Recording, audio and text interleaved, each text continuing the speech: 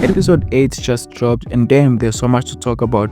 We got amazing fighting scenes and some amazing moments. Of course, I wanna cover everything about this episode. Was the episode rushed? Was it better than episode 2 of season 2, which was the top rated episode of the show?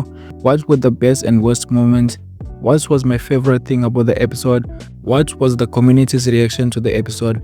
All this will be discussed in this video. Like and subscribe. First, let's recap on what happened in episode 8. If you don't want a recap, just skip to this timestamp. The episode begins with Genu's decisive victory over a demon leader, who unexpectedly reveals herself as Esil, a member of the Radir clan. After a tense exchange, Esil agrees to guide Genu to a family's castle, where he seeks an entry permit to ascend the demon castle's floor. Esil explains that her clan is compelled to protect their territory due to mysterious directive received upon their arrival on the demon realm. However, when pressed for more details, she experiences a sudden blackout, leaving Genu with unanswered questions. At the Radir clan stronghold, Esil's father recognizes Genu's strength, grants the permit, and allows Esil to accompany him as a guide to the upper floors.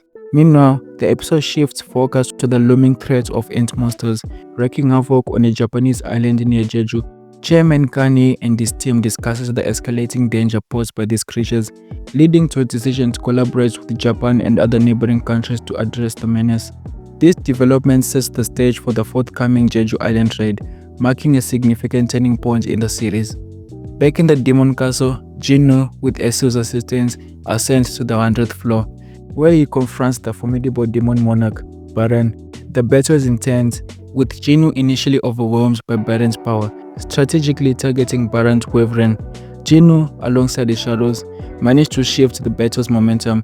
Despite facing near depletion of his mana and sustaining injuries, Genu's resilience prevails. With Esil's timely support, he delivers a decisive blow, defeating Baran and securing victory. The episode concludes with the introduction of Goto Ryoji, one of Japan's top S-rank hunters. He meets with Chairman Kani to discuss a collaborative strategy for the impending Jeju Island raid.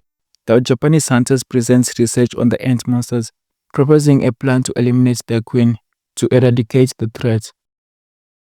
Was the episode rushed? Yes, for the sake of pacing. Some key content was either omitted or heavily trimmed, like the introduction of the national level hunter. They sacrificed character development. Also, when Genu had dinner with Radir wasn't included in the anime, they changed Genu's mistake from Reddish clan to Radisu clan. Many more panels were not included, and I think that's a topic for another day. Was it better than episode 2, which was the top rated episode of season 2? It has a rating of 9.4. The episode features a fight between Genu and Baruka. It had great animation, great quality, and well-chosen music. But in my opinion, episode 8 was way better. Genu finally got pushed to his limit by Baran. He was out here struggling, the fight was epic, a new character was introduced, Goto Ryoji, and the Jeju Island raid setup has begun. Episode 8 was way better than episode 2 in my opinion.